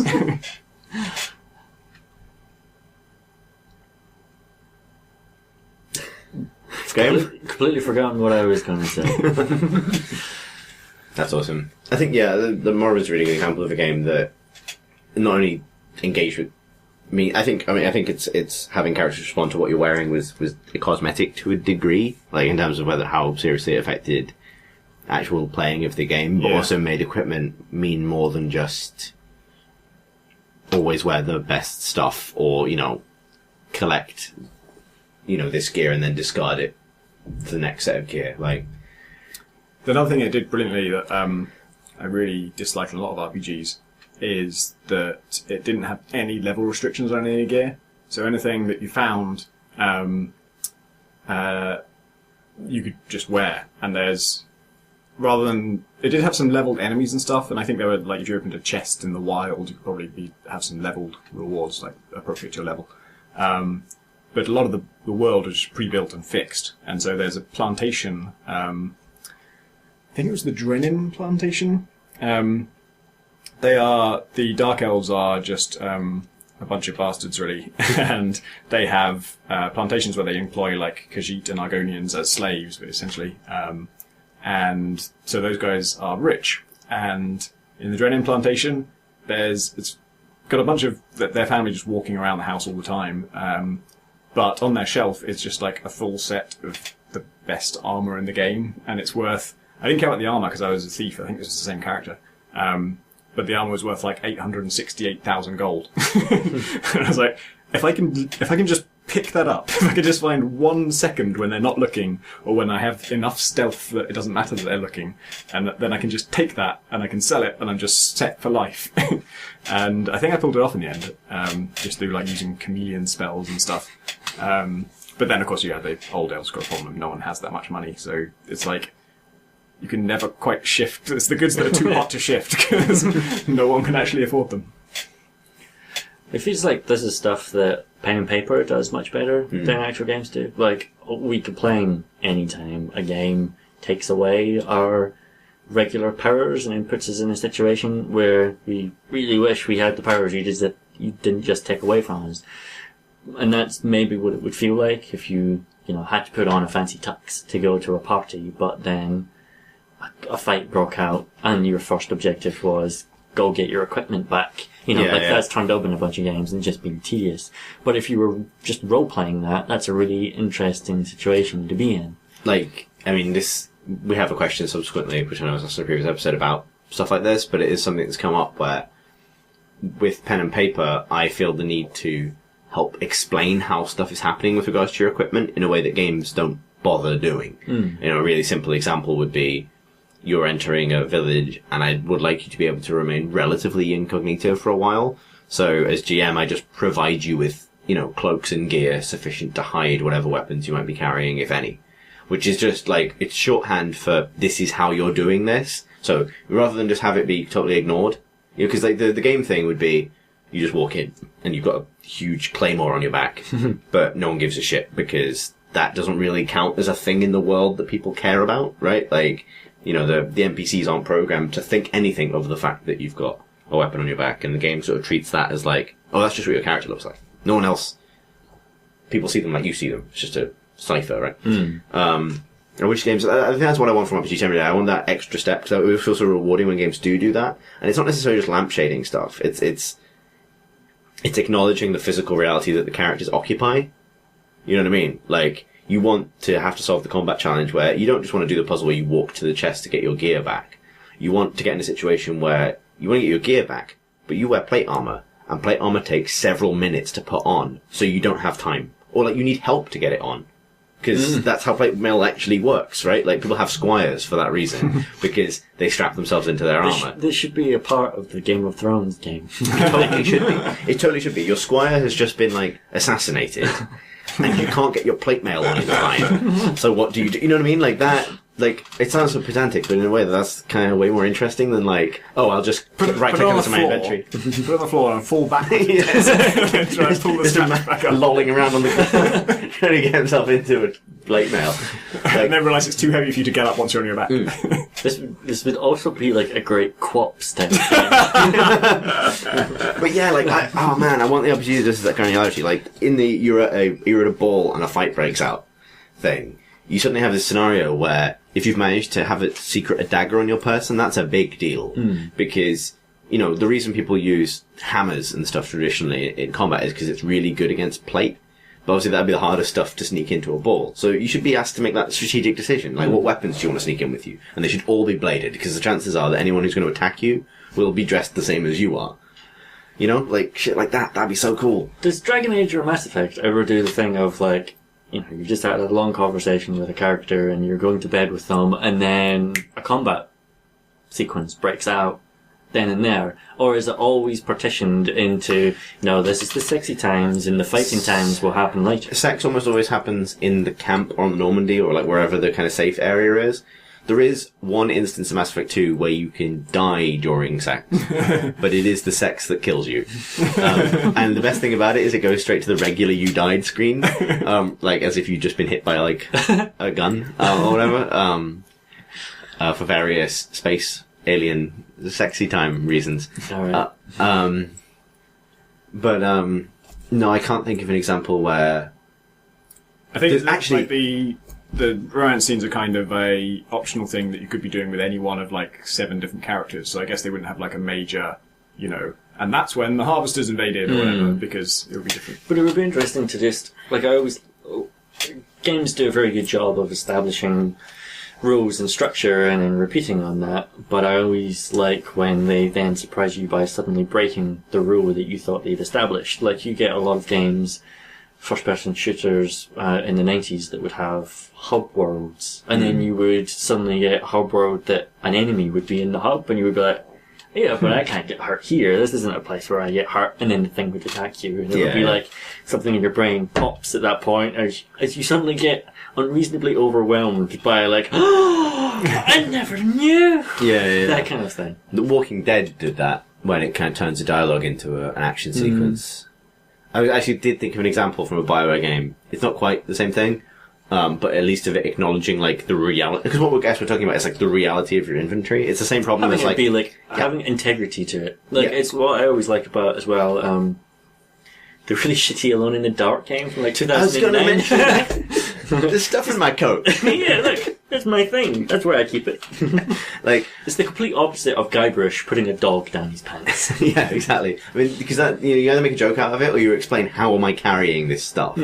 And the one example I can think of where BioWare did do it is there's a sex scene in Dragon Age 2 between whoever Hawk is and a character called Isabella, who's like the sort of the dagger wielding rogue you get in your party. You get like a crossbow rogue as well. And her thing is like daggers and throwing daggers, and you see her for a few different occasions like throw daggers from like a belt and stuff, whereas in game terms she has 2 daggers and on her back. But the sex scene is done so that it sort of starts with them just making eyes at each other over like by a fireplace, and then it cuts immediately to like the door of Hawk's bedroom being kind of like kicked open as Hawk kind of like staggers backwards, half carrying, half being kind of like pushed by Isabella. But as she's pushing / half being carried by Hawk, she's also trying to disarm herself because she's covered in knives. And so she like throws one dagger off her back and then throws another dagger off her back, and then they both kind of collapse backwards Hawk collapses backwards onto the bed with Isabella on top.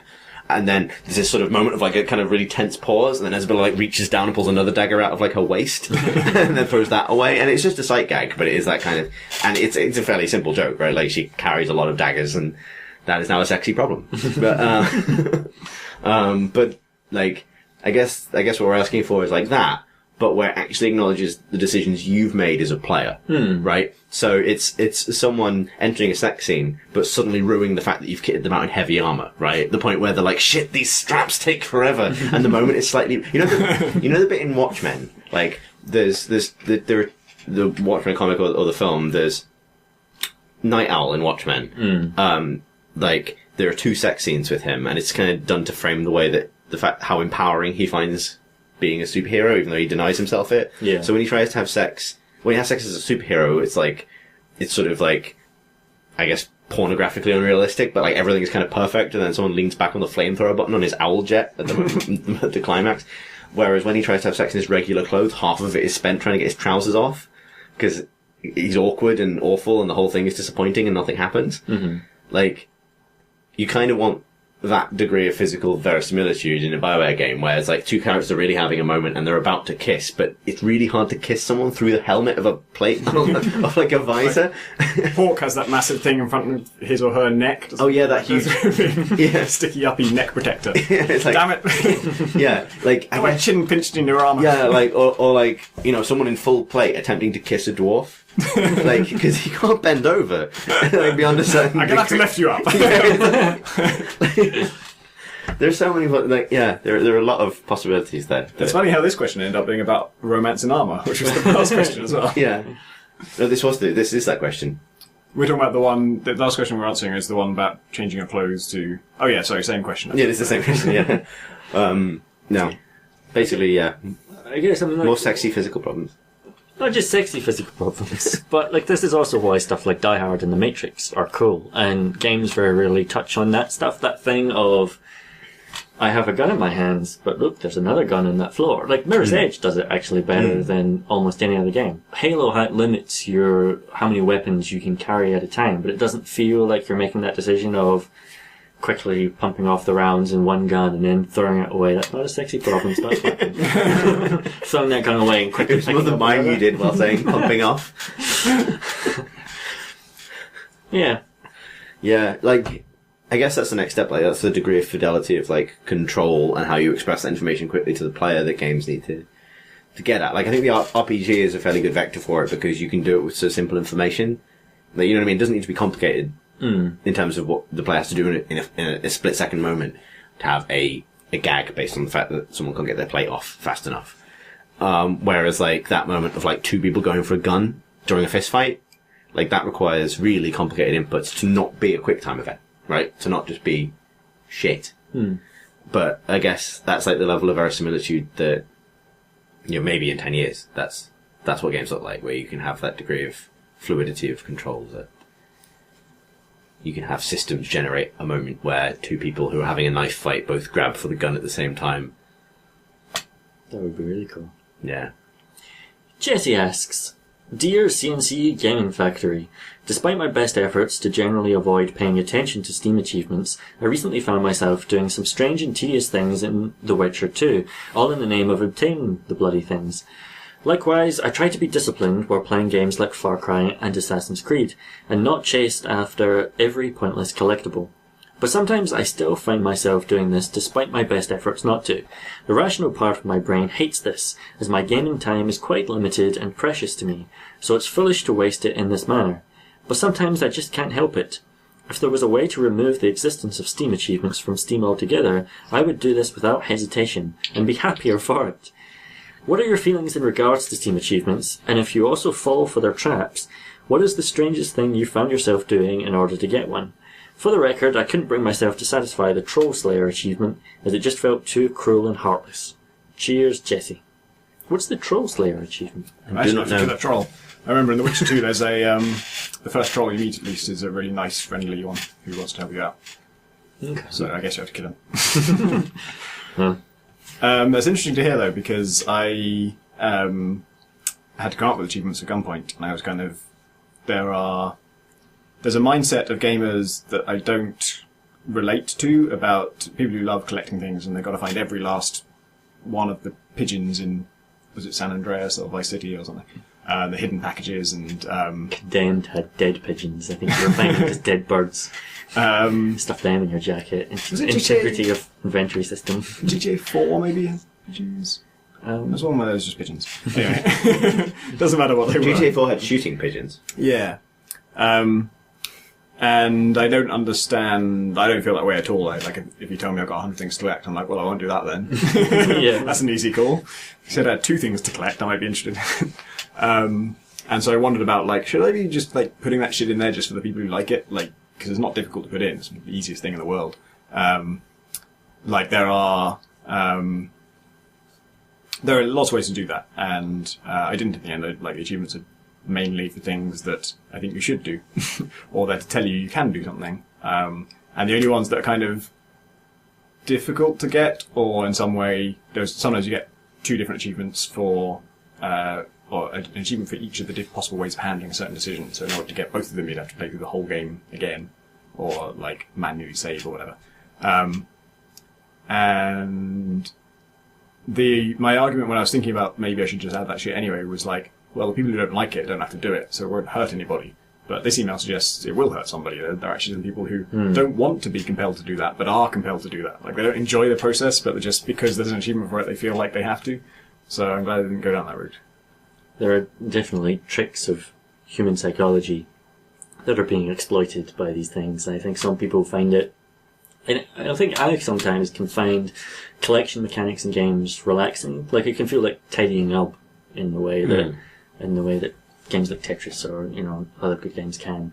But mostly I've never been into achievements and anything, because they feel external to the game in a way. Like, I will sometimes try to clean up a mini-map by doing pointless tasks, and that can feel quite nice. But that's rare, and I don't notice achievements until they pop up when I read the name of them and think, oh, I don't know what that means, and then never check.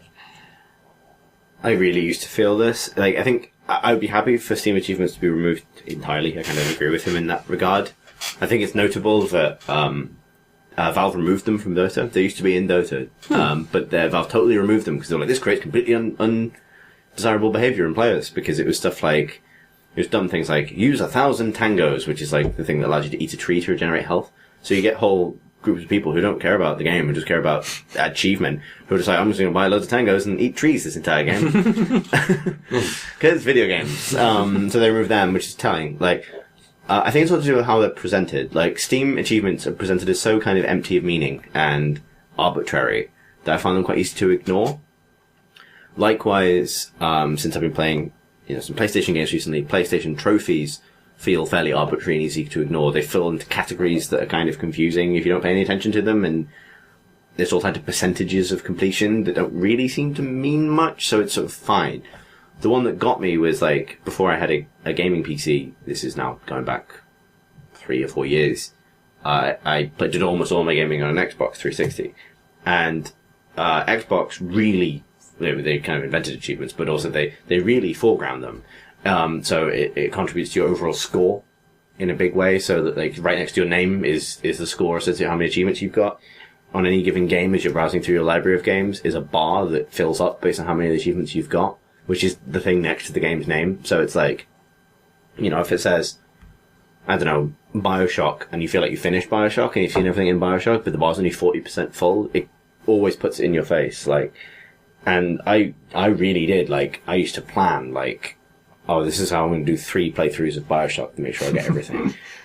This is how, like, I have all of the achievements for Mass Effect 1, and that's insane.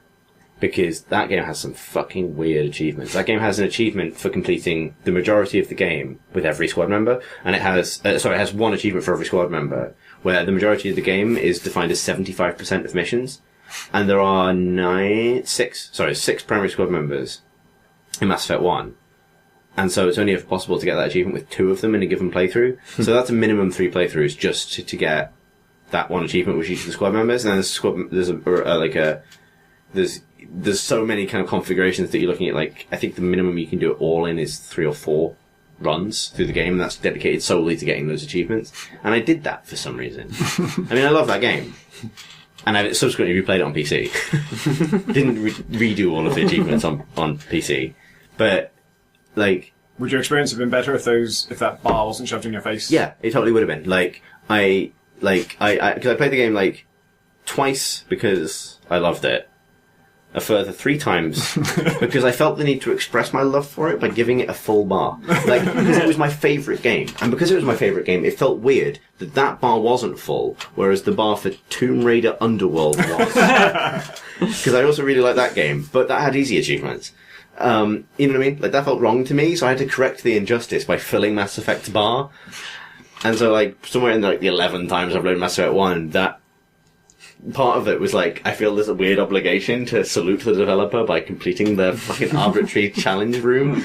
Like, that is how I have come to play the Pinnacle Station DLC that no one else has played so much. But like, the gamer score thing, it feels like, even for the players that do enjoy that stuff, it creates something bad at the society scale. Yeah, exactly. Like, it takes principles, it takes all the shitty principles of capitalism and it layers them on top of an entertainment and enjoyment in a way that, even if you like 100% in games and get something out of that, it still encourages this comparison between, I got a bigger gamer score than you, son. I'm hardcore because I've got 100%. Yeah, I think that was part of it. Like, I didn't want to given how much I love Mass Effect, I didn't want to be accused of being less of a Mass Effect fan because someone else could go like, well, I have all of the achievements. It's when you die and other people come along and look at your Xbox and go, Chris, he really liked Tomb Raider Underworld.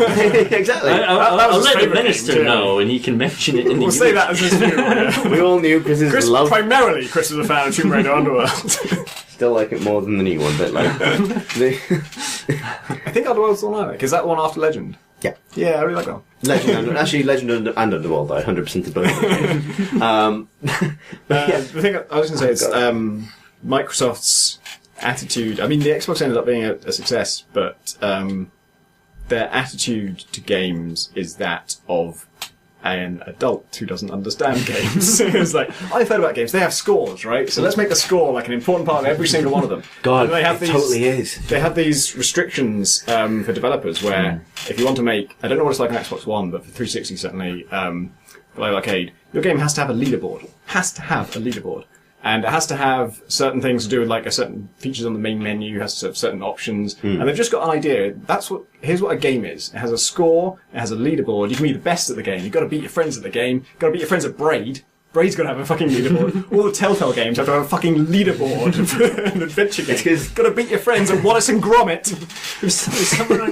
Someone on Twitter mentioned that when you load up Alien Isolation on Xbox, it comes up with that message at the start that says, don't turn it off when it's quick saving, because then your save won't work. Yeah. Does the game have quick saves? Because this person was tweeting to say, it's a game that doesn't have quick saves. You've got to go to a big chunky machine in the world and use this device to save it, but it still comes up with that message at the front. It does have autosaves between locations. So. Okay. Because like, if you transit between zones, it saves. So. That's what I was wondering. So there. But nonetheless, Microsoft are bullshit. That message is compulsory. Jonathan Blow is one of the many people who's bitched about this. It's absurd, and it takes up huge amounts of developer time, and it's mostly what certification is for. You know, when people can't patch their game because it has to go through a 5-week process and cost them $10,000. It's because they have to check has a leaderboard in it. They don't check that it works, as Fez demonstrated. You know, Fez, the patch broke the game. They didn't check whether the patch worked. They just checked that it had leaderboards still in it. And that took them 5 weeks and $10,000. And so, one of the other things John Blow bitches about is the, that please do not turn off your console while it's saving thing. Because that message is a mandatory thing every game has to have. Not only does it has to have it when you boot up the game. So it's like, it has to be on screen for a certain number of seconds. So it, adds time to actually even starting to play the game. And it's also technologically completely avoidable. The only reason you need that message is because when you save, it directly overwrites the save file instead of creating a new file, and then when that successfully is written, deleting the old file, which is perfectly safe. You can interrupt that at any time. If you interrupt it in the middle of it, then the new save file will be corrupted, but the old one won't be. And because it directly overwrites it, which it doesn't need to, it's just programmed that way, every game ever has to have that same fucking message. They all have to design it. It has to be like different. They have to have their own little fucking spinning logo for it. And every time it saves, it's got to be showing that on screen. And it's just wasted hundreds of hours of developer time. It feels like that's an enormous waste of time for developers, whereas achievements, which is an invention from the same spirit, which is like, how do we get people to kind of invest extra in their game? How do we gamify games? How do we gamify, how do we double games? That is not only an imposition on developers' time to include, it has been a collective imposition on like everybody's time. That's what I mean. I think I agree with you on it being like a social problem, because it's like, You've at some point, you've made people feel bad about their degree of engagement with the game that they enjoyed. On the flip side, you've made people invest heavily in bad games because it's easy gamer score. Like famously the King Kong game for the Xbox. It was like an easy 1,000 points, man. You should get that shit. Like, it's awful is what it is. Like, I don't even know why it's the Steam. When you read like an awful comment on the internet about casuals, shitty casuals with their opinions of games being wrong because they're casuals. It's like, that is a person who is maxed out their gamer. Yeah, is well proud of that's the mindset you don't want to reward, here's another avenue by which to kind of demonstrate. We encourage it. We don't just reward it, we encourage it, and in so doing kind of create it in a way. Like you like metrics to compare yourself pointlessly with other people? Boy. Yeah. Well, we got the numbers for you. I think that's probably the thing about Steam achievements is they're so sidelined that no one has ever meaningfully compared them, I guess. Have they? I guess sometimes I find them quite useful if I'm reviewing a game and I've just finished it, scanning the achievements I haven't got shows me how much I have missed and therefore I need to go back and look at. That is literally probably the only useful thing an achievement list has ever done. I'm slightly wary as well of websites where you plug in your Steam details and it tells you like how many games you own, how many hours it will take to complete. Oh, that's been doing the rounds recently, yeah. There's been another one doing the rounds recently, but they come up quite often. But all that does is encourage people to buy games as a like willy waving contest of like, look how many games I own. They would take tens of thousands of hours to complete. You've gamified gamifying games at this point. If I wanted to get all the achievements in this, it would take me a really long time. Look at all the money I've spent to know it's sensible value to my own life. Yeah, if only someone would create a kind of game rank Anyway. Id, aka Seldom Bucket, writes, Dear Crate and Owlbear, Chris has mentioned the Numenera campaign. Oh, I should say, this is a question we asked last week on the podcast, but Chris, you weren't here for that, so we kind of bounced off it and talked about some related stuff, but I thought you could give us an actual answer. Chris has mentioned the Numenera campaign he's been running a couple of times in previous podcasts. Having just started running a D&D 5th edition campaign for some of the Formites, I wanted to ask, what have you taken from your video game experiences to utilise in your GMing and story writing? Any tips? Also, would you care to regale us with some tales of your players' exploits? Thanks for reading, everybody. Ed. It's kind of tricky because, like, I think one thing we've encountered, and it's probably fair to say, is like, if your experience of RPGs comes from games, computer games, then the kinds of things you expect to be able to do in a scenario are shaped by the kinds of things you expect to be able to do in a game. Like, likewise, the fluidity with which something can transition from being a regular situation to a combat situation, I think feels more abrupt to computer game players. There was a scenario in the last session we played. I listened to the audio recordings of the sessions to help me plan the next one, but something I was listening to it recently and something that came up was there was a moment when the party decided to, or part of the party decided to intervene in the beating to death of a man. They decided to get in the way. And I said, okay, so for the purposes of combat, we're going to treat that as kind of an initiative benefit.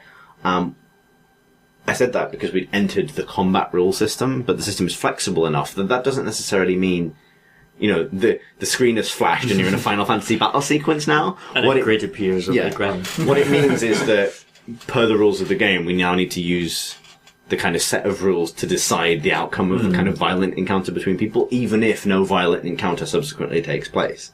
Like, because you gave me a decent reason to, I ended up cutting off the combat slightly early because you kind of wounded the last guy, and it kind of made sense for him to give up and whatever. Like, there's a degree of fluidity on tabletop the games don't have, because games traditionally really telegraph their breaks between, like, this is a talky bit, this is a fighty bit, this is an explory bit, and the first difficult thing is getting players, I think, used to the idea that, like, if we're switching to the combat rule set, it's just because of what you've suggested that you might be about to do, not because I'm telling you, literally, this is now fight time. You know, like, you still have the power to go, I don't fight.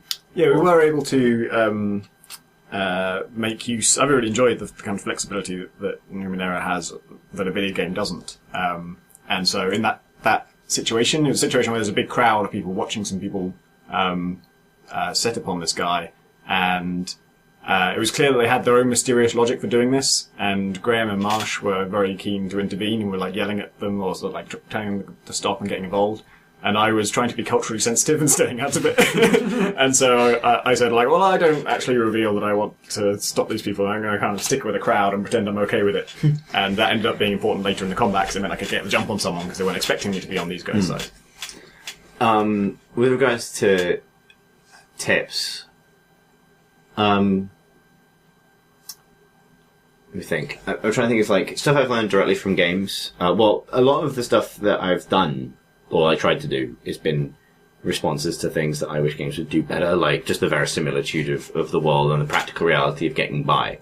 Like, I try and not stress, but like, I try and mention constantly, like, what people are eating, and like, roughly when they're eating, like, where their supplies are coming from. Like, obviously, for a while, the game mechanic was built around the fact that you didn't have any food, which is solved in kind of spectacular fashion by blowing up a lot of cows. Space cows. Future space fantasy cows. But yeah.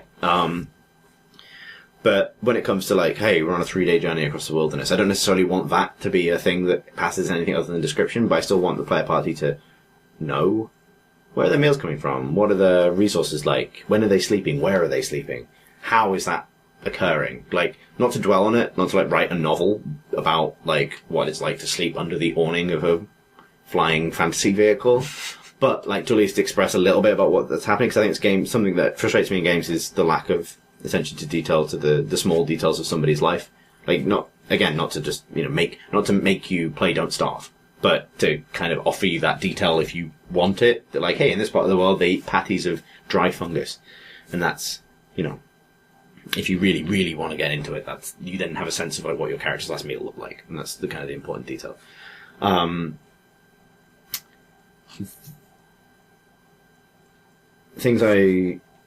Let's think. I think in terms of general tips, I would say plan. So I don't know. I mean, I haven't GM'd D&D, so this is slightly different, but it definitely works in Numenera because I changed the way I wrote the scripts for each session quite substantially over the course of writing them. Originally, I treated it like you might a game world, I guess, where you would plan all of the individual elements that are in play in a given area and map them out almost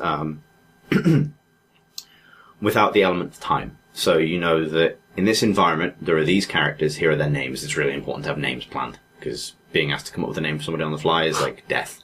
It's like, well, Clever Jones. Yeah, exactly. Growl the Brave. Yeah, exactly. So, make sure you get the key information, names and such, but like, I used to like plan asymmetrically, so like, a bit like if you're a game developer creating a level in a game where you don't really account for the player's movement between the level, you just create the map, right? And then what happens next is the player runs around and does whatever they want to do, because the map at that point doesn't need you to maintain it. Big difference with pen and paper is you have to be there to make the map real, which means it gives you a degree of control over the chronological element. So it makes a lot more sense to plan these things not as like just fucking sprawling conspiratorial spider diagrams of how lots of different game elements relate in a given environment, but as more like a series of if-then clauses that kind of clearly chart a course through something, but with the knowledge that at any given point you might need to break the script and move to a substantially different part of the adventure. So I think I stopped planning spatially and I started planning chronologically. So it's like, in the last session, the player characters came across a village where something weird was going on. And I knew from the beginning what the final reveal of that session was going to be, which was that across the lake beyond the village, what they thought was barren land surrounding a kind of enormous, monolith that they were approaching was not actually barren, but there was an invisible fortress that they were going to run smack into. There were about 5 different ways through that entire encounter, which would give them varying degrees of warning about what was going to happen. But rather than try and create this kind of completely open sandbox where those eventualities can be reached in lots of really complicated ways through interactions of lots of things that I didn't meticulously planned, I just created kind of 5 paths. And if one of them started to go a bit wonky, I'd kind of shunt you onto the other one, not abruptly, but like by saying, you hear shouting from the shoreline now, there's a thing happening, because I've known at this point that you're ignoring the other thing that I've just like dangled at you. And I think this is probably really basic stuff. Like, it's just teaching myself, so it's like GMing 101, I guess. But yeah, like, in that sense, the advice is, to an extent, don't plan like a video game. Plan like a play. Plan like a movie script or something where you know what the scene you have in mind is. You've just got to give the players routes through to get to it, if that makes sense. In that particular event, to tell a story, rather than do the kind of sleuthing, investigative level, nitty-gritty village stuff that I thought the players might do, which would have included one really cool thing that I'm going to have to repurpose because it was really cool and I need to figure out somewhere else to get it in. They shot an old man, killed 3 dudes, mortally wounded a 4th dude, rescued someone's granddad, attempted to run over some kind of mutant, fled across the lake and almost crashed into a fortress at full pelt without really any heed for how much noise they were making. And then, then writing the next script stems from that at that point. It's like, you don't have to then, you can discard so much of the previous one. You can throw away everything they didn't see and just transplant it all onto the new scenario, which now begins with them entering in like the highest alert state possible.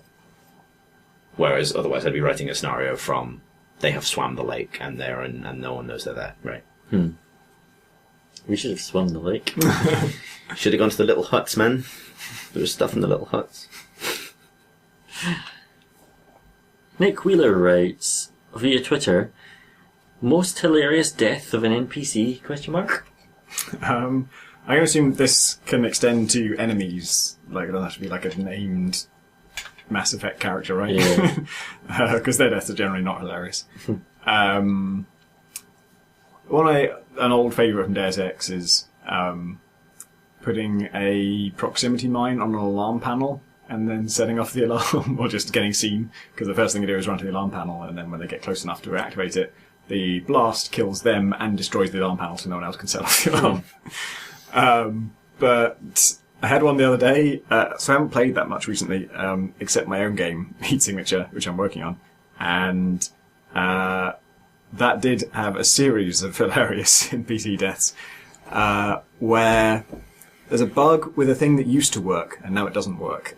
And it's because I'm redoing the code, and I'm making the code more logical, and by making it more logical, I've perhaps made it more weird. So when you get shot, if you board a ship in Heat Signature and someone shoots you inside that ship, then you don't die, you just kind of lie on the floor bleeding out, and they come along and they pick you up, they walk you over to the nearest airlock, and they throw you out of it, and then you're in space, and you have a chance to recover. But the problem was that now when an enemy comes over and picks you up, they pick up your bleeding corpse, they throw you over their shoulder, and they walk towards the nearest airlock. And then, if another enemy sees them, they're like, fuck, it's the player! Open fire! And because you're unconscious, the normal logic for getting hit by a bullet doesn't apply, so you don't get shot. But the guy carrying you does get shot, because if an enemy is in the way of a gun, it doesn't care who fired it. Like, guns kill people. And so the shot kills the guy who's carrying you, and then the body hits the floor, and as soon as enemies see that the player is unconscious and on the floor, they're like, oh, we should go and pick up the player and throw him out the airlock. But also, for some reason, in their alert state, their speed goes up, and that doesn't get reset now. So when they go over and pick up the player, instead of walking casually over, they go at full alert speed. So the guy who just shot his friend sprints over to the corpse as fast as he can, and snatches you up and then runs to the nearest airlock. And then another guy sees him on his way and starts opening fire at him, and guns him down and kills him. And then he runs over to your body, snatches your body up. And it's like they all desperately want to be the guy who throws you out the airlock. If they see anyone else, they'll kill their friends. No, I want to throw him out. No, I want to throw him out. That's awesome. Are you going to leave that in? Probably not. Like every bug, I'm always posting about bugs on the Heat Signature Twitter account, and I did it for Gunpoint too. And in the last 4 years, I think every bug I've ever posted, someone has said, leave it in. Like, if I did that every time, you would end up with not so much a game as a surrealist nightmare. Which is perhaps a worthwhile thing to make someday. I can't really think of an amazing procedural one, but I guess the last one that made me laugh was like, I installed a bunch of new Skyrim mods and I was playing it again. And I don't know what broke this, but you know the very beginning of Skyrim, I think it might have even been the alternate start mod, something like that. But you know the beginning of Skyrim when you're on the cart being delivered to the place where you're going to get executed? There's like, you know, Ulfric, the kind of the guy who killed the king, bound and gagged. There's like Ulfric's mate, you know, Norseman, Jim Norseman. And like there's like this thief that's been captured along with you, and the thief's like the unsympathetic one because he's not part of the Civil War one way or another. For some reason I've arrived at a problem now where whenever I start a new Skyrim campaign, which I do for testing quite a lot, the very first thing that happens in the game is the kind of titles come up, your vision unblurs. It says like The Elder Scrolls 5, Skyrim, and then the horse guy goes, ah! And rolls off the back of the cart and rolls away. And then the rest of the cutscene takes place in its entirety, including people responding to what the horse thief has said. But obviously the simulation is intact enough that the horse thief doesn't speak, right? It's not like his voice lines don't play, right? The character is dead and far away by that point because the cart's kept moving. And but the rest of the NPCs maintain the charade that he's still there. And then at the beginning, when you get off the cart and you're led away, he's supposed to, like, bolt, and the archers shoot him as he tries to escape. And, they do half of that. So, like, one of the guards goes, like, Stop that man! And then the archers just, like, don't do anything. And then everyone else is fine with it. So it's like, it's really weird. I have no idea what's causing it, but it's like, every time it sort of completely ruins the opening of Skyrim because it goes really silly. But at the same time, I'm quite attached to it now that, like, everyone just has this breakdown about this one man who kind of was never really there, like, little fiction of everybody's imagination. There's a great NPC non-death in a YouTube video of a bug with GTA 5's cutscenes, where... Oh, yeah. Who are the first two characters you play as? Not Trevor, but the other two. Michael and... John GTA Man. John GTA Man and Michael. Let's assume that's their names. They're in Michael's house and talking on the sofa, but for some reason the game simulation has kept running, and I guess the player had a bounty on their head, and so... The police have arrived and they've got inside the house. And so while they're having the conversation sitting on the settee, and one of them's walking around, like drinking, I think, the cop walks in through the door and like is yelling all his normal NPC barks over the cutscene dialogue and opens fire on them and starts shooting them. And then more cops arrive. And there's like a couple of cops just shooting them constantly, like blood stains are flicking over the place. They're getting the wounds and everything, but they're not reacting otherwise. And they just carry on with the cutscene while they're being shot at. I love the fact that those characters, even during cutscenes, still have like collision meshes and stuff like that. For some reason, I'm always surprised when NPCs pop up in cutscenes, not really due to bugs, but then still respond to the player character and that sort of stuff. Because there's lots of videos of Assassin's Creed Unity as well, of just like the main character having very stern disagreements with French noblemen, whether it would just be like kind of gawking pedestrians that are like, who would like start a conversation with you. There's do you remember GTA 5? There's a great GTA 5 video of it's a wonderful interaction between AI where the player blows up a car, I think, and then like the burning car is on the side of the road, and then the fire engine shows up to put out the flaming wreck, but there's another car in the way.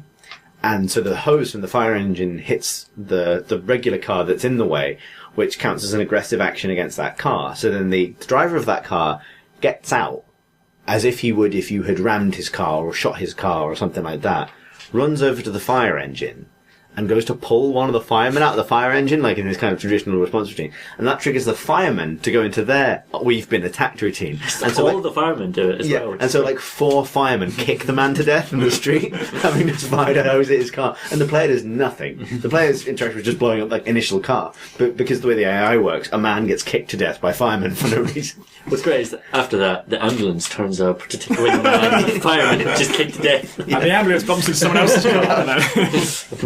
Oh man, yeah, that was good. I like that. We should put that in the show notes if we can find it.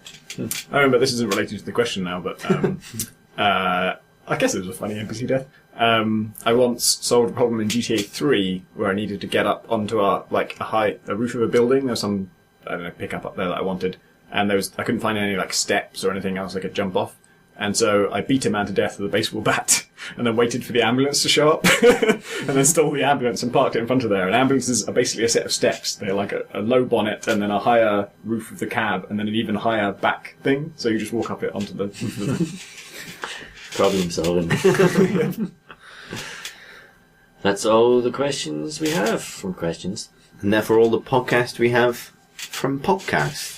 If you'd like to send us a question for a future episode, we'll normally put the call out the day we're recording, but you can always send them to us either on Twitter at @CratenCrowbar, via email at questions@CratenCrowbar.com, or on the forum at cratencrowbar.com/forum. If you would like to tweet us as individuals, which is a weird phrase. We've been saying it for like 76 episodes now. It's still weird. If you'd like to do that, you can find Graham at Gonnas, Gonnas. Tom at Pentadact, Pentadact. And I'm at C Thurston, which is CTHURSTEN. Thanks for listening, everybody.